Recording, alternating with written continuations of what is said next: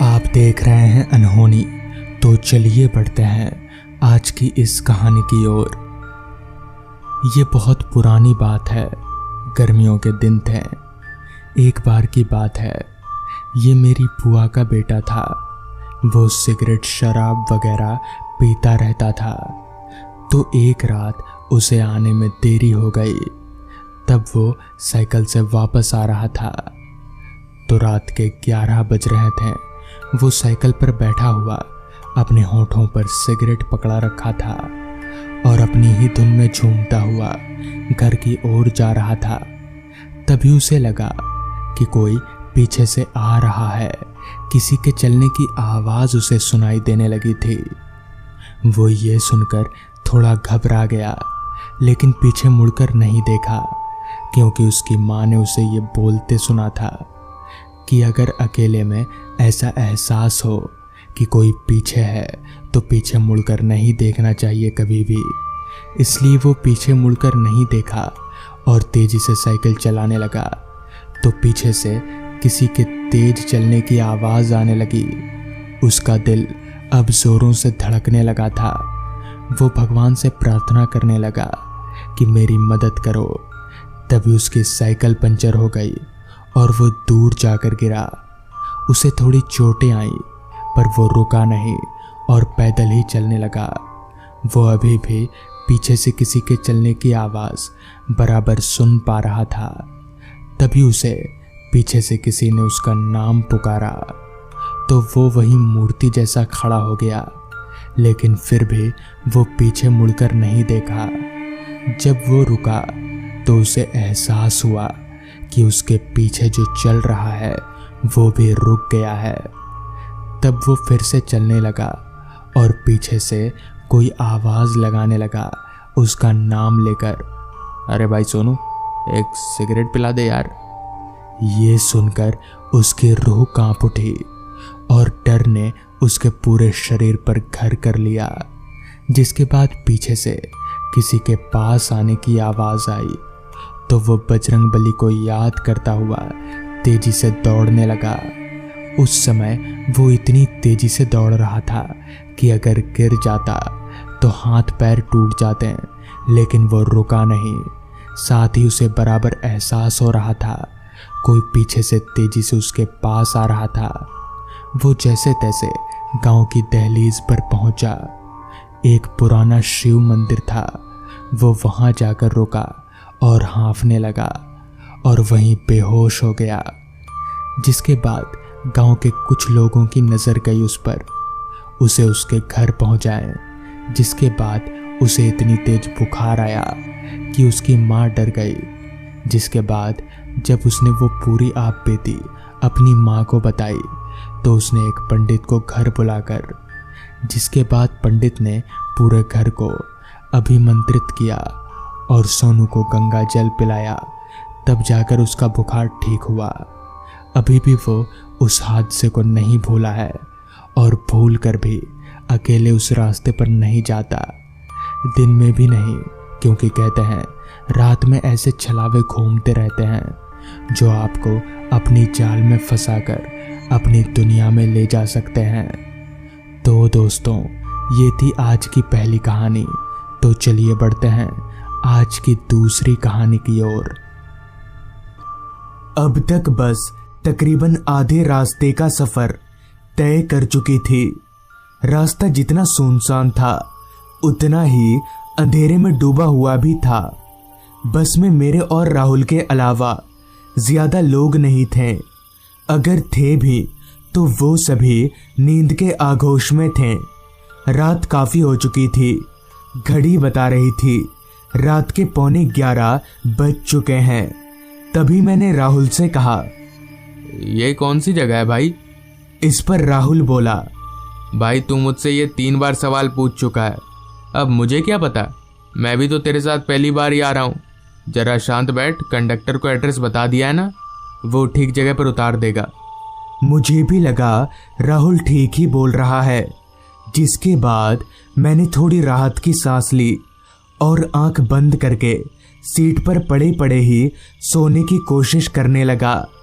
अभी मैं सोने की कोशिश कर ही रहा था कि तभी बस रुकी और मेरे कंधे पर एक हाथ के साथ ही साथ एक आवाज आई, ओ भाई साहब चलो आगे आशिमपुर, उतरना नहीं है क्या? आवाज सुनकर मैं फट से उठकर खड़ा हो गया। मेरे साथ ही साथ राहुल भी उठा और हम दोनों अपना सामान लेकर बस से नीचे उतरने लगे। मैंने सोचा एक बार कंडक्टर से ही पूछ लेता हूँ कि पटोलिया का जंगल किधर है, जिस पर मैंने कंडक्टर से कहा, भाई साहब आप बता सकते हैं ये पटोलिया का जंगल किधर पड़ेगा? इस पर कंडक्टर बोला, माफ़ करिएगा भाई साहब, मुझे नहीं पता, आप किसी और से पूछ लीजिएगा। कंडक्टर से ना में जवाब पाकर हम दोनों बस से नीचे उतर गए और हमारे उतरते ही बस भी वहां से निकल गई। उस काली अंधेरी रात में उस रास्ते पर हम दोनों के अलावा तीसरा कोई शख्स नजर नहीं आ रहा था। तभी राहुल बोला, यार यहाँ तो कोई दिख ही नहीं रहा, हम पटोलिया के जंगल तक कैसे पहुँचेंगे? इस पर मैंने बोला, अब आगे चलकर देखते हैं, यहाँ खड़े खड़े तो कुछ होगा नहीं, चल। इतना बोलकर हम लोग उसी रोड को पकड़कर आगे बढ़ने लगे, मगर उस सीधे रास्ते पर जहां तक मेरी नजर जा रही थी सिर्फ खामोशी और अंधेरा ही नजर आ रहा था। इतना खाली रास्ता हम दोनों, खासकर मैं, पहली बार देख रहा था, क्योंकि शहर में तो रात भर गाड़ियों के आने जाने का सिलसिला लगा रहता है, जिसकी वजह से ऐसा नज़ारा कभी भी देखने को नहीं मिलता। बहुत देर चलने के बाद भी जब हमें कोई आदमी नहीं मिला, तब हम लोग एक दिशा निर्देशक बोर्ड के उल्टी तरफ लदकर खड़े हो गए। हम बहुत थक चुके थे, एक तो हमारे हाथों में भारी भरकम बैग थे और दूसरा ये कि हम बहुत चल चुके थे। तभी राहुल थोड़ा खिसियाते हुए बोला, भाई छोड़, अब कहीं नहीं जाना, चल घर वापस लौट जाते हैं।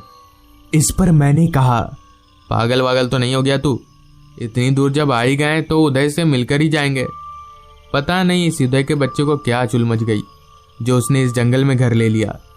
इतना बोलकर मैं सीधा खड़ा हुआ और बोर्ड के जिस तरफ लिखा हुआ था उधर पलटा तो उस बोर्ड पर लिखा हुआ था पटोलिया का जंगल 2 किलोमीटर, और साथ ही साथ रास्ते के बगल में जंगल की तरफ इशारा करके एरो भी बना हुआ था। उस बोर्ड को देखकर मेरी सांसों में सांस आ गई और मैंने वो बोर्ड राहुल को दिखाया। उस बोर्ड को देखकर राहुल भी बहुत खुश हुआ और हम लोग रास्ते के किनारे उन जंगलों की ओर आगे बढ़ने लगे। अब आगे बढ़ते हुए हमें थोड़ा अच्छा लग रहा था, क्योंकि अब हम सही रास्ते पर चल रहे थे। जंगल के अंदर रात कीड़ों की आवाज़ें हमारे कानों में लगातार आए जा रही थी। वो बहुत घना जंगल था। बड़े बड़े पेड़ों की वजह से चांद की रोशनी भी ठीक तरह से उस जंगल में नहीं पहुंच पा रही थी। तभी राहुल बोला, भाई ये उदय ने इस घने जंगल में घर कैसे ले लिया? वो तो भूतों से बहुत डरता था, यहाँ कैसे रहता होगा? बड़ा अजीब सा नहीं है यहाँ पर कुछ? जिस पर मैंने कहा, बात तो तेरी सही है, अजीब तो कुछ मुझे भी लग रहा है। अब हम दोनों को उस जंगल में चलते हुए काफी वक्त हो चला था, मगर अभी तक ना तो हमें कोई घर दिखा था और ना ही कोई इंसान। समझ नहीं आ रहा था आखिर उदय का घर है तो है कहाँ।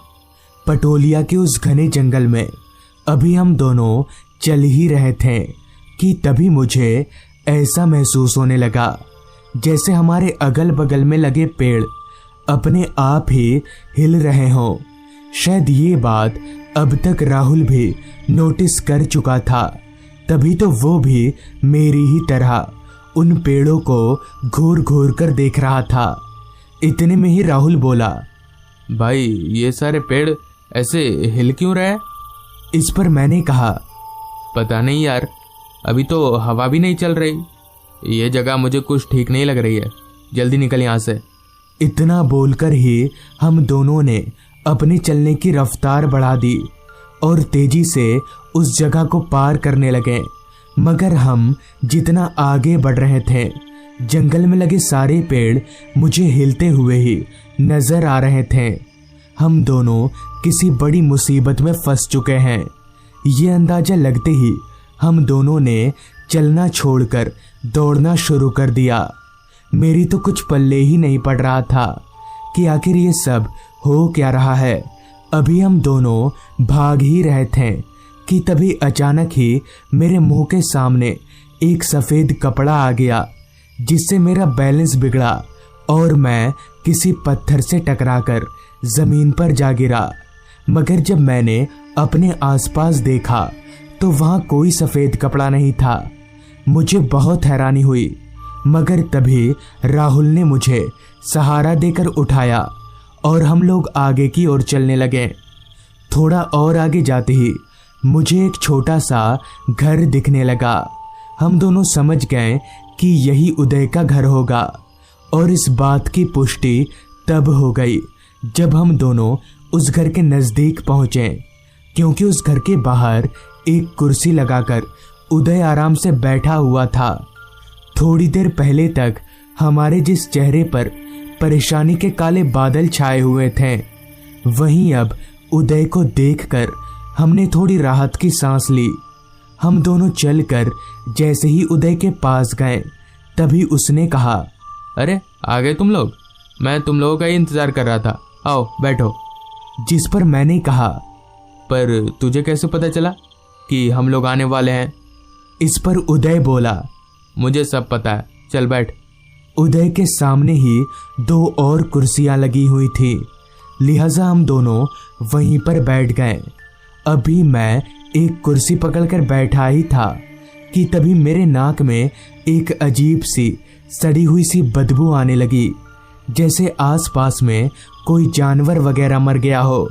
जिस पर मैंने उदय से बोला, भाई ये बदबू किस चीज़ की आ रही है? इस पर उदय बोला, बदबू? कैसी बदबू? मुझे तो कोई बदबू नहीं आ रही। तभी राहुल बोला, नहीं भाई, कोई बदबू तो आ रही है ज़रूर। मैं मुर्दाघर में काम करता हूँ और ये बदबू किसी लाश जैसी है।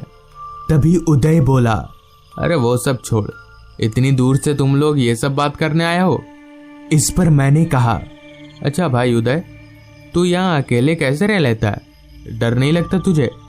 इस पर उदय बोला, डर नहीं, डर नहीं लगता। इस पर राहुल उदय से बोला, वाह, तू तो बड़ा बदल गया यार, पहले तो तू बहुत डरता था। इस पर उदय बोला, मैं नहीं डरता, पर मेरे इस घर में रहकर तुम लोग डर जाओगे, क्योंकि मेरे घर के उस तरफ एक कब्रिस्तान है जो मेरे घर की खिड़की से नजर आता है। तुम लोग उस खिड़की के पास 5 मिनट भी नहीं बैठ पाओगे। उदय की सारी बात सुनकर मैंने कहा, तू हमें डरा रहा है? ये काम तो हम दोनों अकेले जाकर भी कर सकते हैं। इतना बोलकर अभी मैं उदय के घर की ओर जा ही रहा था कि तभी उदय ने पीछे से मेरा हाथ पकड़ते हुए कहा, रुक, ये टॉर्च ले जा, तेरे काम आएगी। उदय का हाथ बर्फ की तरह ठंडा था, जो मैंने अपने हाथ पर साफ महसूस किया, मगर किसी जिंदा इंसान का हाथ इतना ठंडा कैसे हो सकता है। खैर, मैंने उदय से बैटरी टॉर्च लिया और उस घर की ओर आगे बढ़ने लगा। बैटरी टॉर्च जलाकर मैं घर के दरवाजे पर पहुंचा, जो कि बस ऐसे ही बंद था। मैंने उस दरवाजे को खोला और अंदर दाखिल हुआ तो वो सड़ी हुई सी बदबू और तेज हो गई, जैसे वो बदबू इसी घर में से आ रही हो। खैर, अपना नाक दाबकर अभी मैं आगे चल ही रहा था कि तभी मेरे चेहरे से कोई चीज टकराई।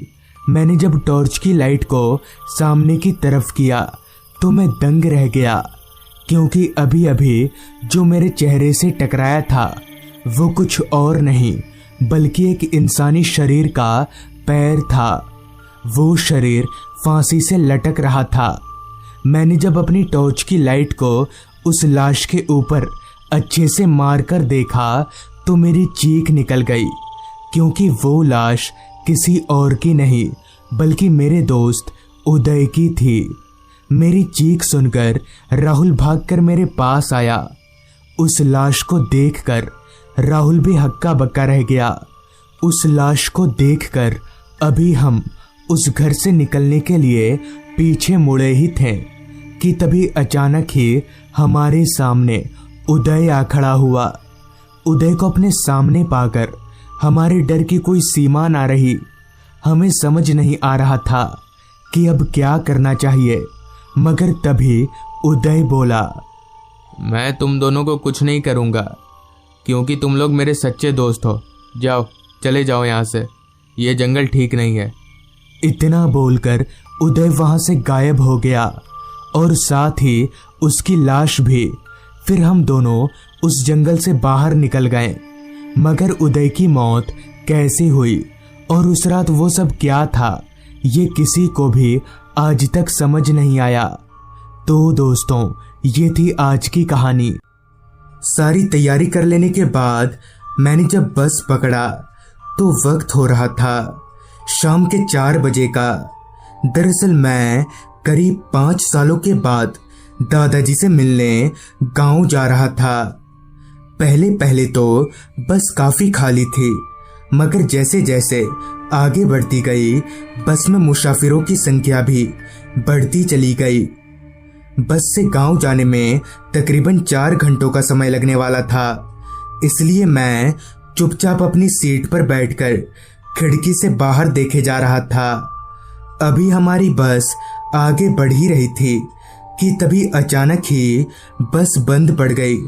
ड्राइवर ने बस को बहुत बार स्टार्ट करने की भी कोशिश की, मगर बस स्टार्ट नहीं हो रही थी।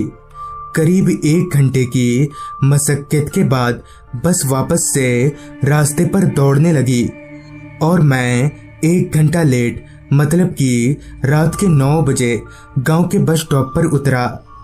तो वहां का नज़ारा देखकर मुझे ये समझने में देर नहीं लगी कि 5 सालों में गांव में कुछ भी नहीं बदला है।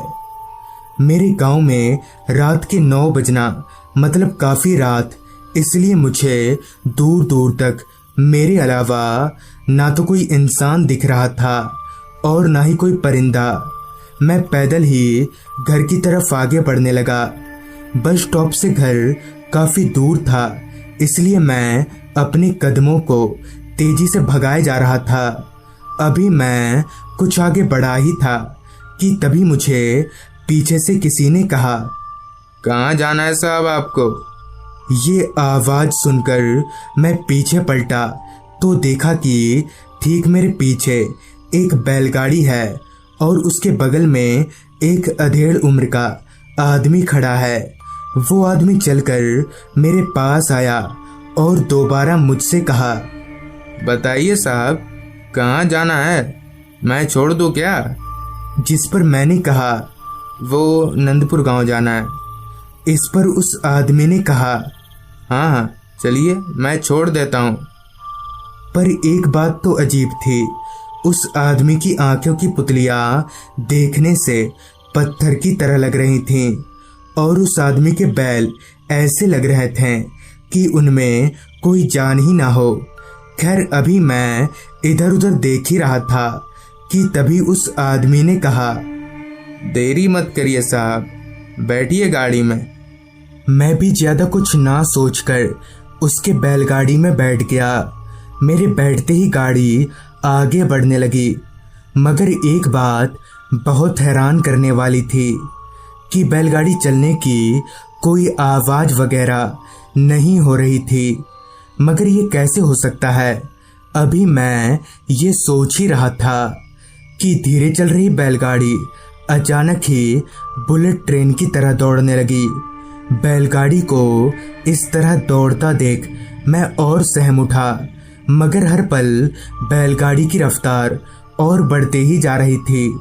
अब बैलगाड़ी ने इतनी रफ्तार पकड़ ली थी कि मुझे आसपास का साफ साफ दिख नहीं रहा था। मैंने चिल्लाकर उस आदमी से कहा, गाड़ी रोको, गाड़ी रोको। मगर वो आदमी मेरी तरफ देख भी नहीं रहा था और देखते ही देखते मैं कब बेहोश हो गया मुझे पता ही नहीं चला। फिर जब मेरी आंख खुली तो मैं गांव के घर पर लेटा हुआ था और मेरे दादाजी कुछ लोगों के साथ मुझे घेर कर बैठे हुए थे। मैंने अपनी आप बीती उन लोगों को बताई, जिस पर दादाजी ने बताया कि मैं उन्हें गांव की नदी के पास बेहोश मिला था। आगे दादाजी ने बताया कि हर 30 सितंबर को ये घटना किसी न किसी के साथ होती ही है। जिस पर मैंने कहा, पर क्यों दादाजी, ऐसा क्यों होता है 30 सितंबर को? जिस पर दादाजी आगे बताएं, आज से 4 साल पहले हमारे ही गांव के एक जमींदार साहब, जिनकी हवेली अभी भी गांव में है, वो अपनी पत्नी के साथ एक रात कहीं से लौट रहे थे।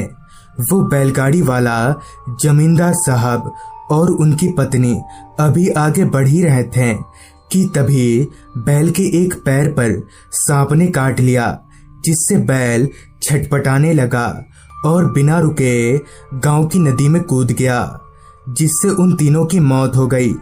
तब से वो बैलगाड़ी वाला वहीं भटकता है और जमींदार साहब और उनकी पत्नी की आत्मा उनकी हवेली में। इतना सब बताने के बाद दादाजी ने कहा, तुम्हारी किस्मत अच्छी थी जो तुम बच गए, वरना वो बैलगाड़ी वाला लोगों को नदी में डुबाकर मार देता है। सारी बात सुनने के बाद मैंने दादाजी से कहा, दादाजी, क्या किसी ने जमींदार साहब और उनकी पत्नी की आत्मा को देखा है? जिस पर दादाजी ने कहा, गांव के अधिकतर लोगों ने देखा ही है। ये सुनकर मैंने मन ही मन तय किया, क्यों ना आज रात को जमींदार साहब के घर जाकर देखा जाए कि माजरा क्या है, मगर किसी को बिना बताए। अब मुझे बस इंतजार था तो रात होने का, और देखते ही देखते दिन कब रात में तब्दील हो गया पता ही नहीं चला। रात का खाना पीना खाने के बाद जब घर के सभी लोग सो गए तो ठीक रात के 9 बजे मैं छुपते छुपाते एक टॉर्च लेकर घर से बाहर निकला तो पूरा गांव सोया हुआ था। मैं धीरे धीरे जमींदार साहब के घर की ओर आगे बढ़ने लगा। रास्ता पूरी तरह से अंधेरे में डूबा हुआ था। करीबन 15 मिनट तक पैदल चलने के बाद मैं जमींदार साहब के घर के पास पहुंच गया तो उनका घर बाहर से पूरी तरह से काला पड़ गया था। मगर हैरत की बात तो ये थी कि घर के सारे खिड़की दरवाजे खुले हुए थे। घर के आसपास पूरी तरह से जंगल की तरह हो गया था। मैं और देरी ना करके घर के अंदर दाखिल हुआ तो मेरी टॉर्च की लाइट जहां जहां जा रही थी वहां वहां मकड़ी के जाले ही नजर आ रहे थे। मैं एक रूम में दाखिल हुआ तो उस रूम से काफी सड़ी हुई सी बदबू आ रही थी। उस रूम में रुकना मुश्किल हो रहा था। मैं उस रूम से बाहर निकला तो मेरी नज़र एक और रूम पर गई। टॉर्च लेकर मैं उस कमरे में दाखिल हुआ तो वो कमरा काफी साफ था। मानो लग ही नहीं रहा था कि ये सालों से बंद पड़ा हो। मैं और अंदर ना जाकर दरवाजे के पास दरवाजे पर लदकर बैठ गया। तब वक्त हो रहा था रात के 9:30 बजे का। बैठे बैठे कब मेरी आंख लग गई पता ही नहीं चला। फिर जब अचानक ही मेरी आंख खुली तो मैंने टॉर्च मारकर अपने हाथ घड़ी में वक्त देखा तो वक्त हो रहा था रात के 12:30 बजे का। मैंने टॉर्च की लाइट को जैसे ही रूम के अंदर घुमाया तो मेरे होश उड़ गए, क्योंकि ठीक मेरे सामने 2 चेयर पर एक औरत आदमी बैठे हुए थे। उनकी शक्ल काफी डरावनी और फूली हुई थी और उनके आसपास पानी पानी फैला हुआ था। मुझे उन दोनों को देखकर समझने में देर नहीं लगी कि वो जमींदार साहब और उनकी पत्नी की आत्मा है। फिर मैं वहां से भागकर घर आ गया। तो दोस्तों, ये थी आज की कहानी। अगर आपको ये कहानी अच्छी लगी हो तो चैनल को सब्सक्राइब कर लें तो मैं आर्यन जल्दी ही मिलूंगा आपसे ऐसी ही एक कहानी के साथ।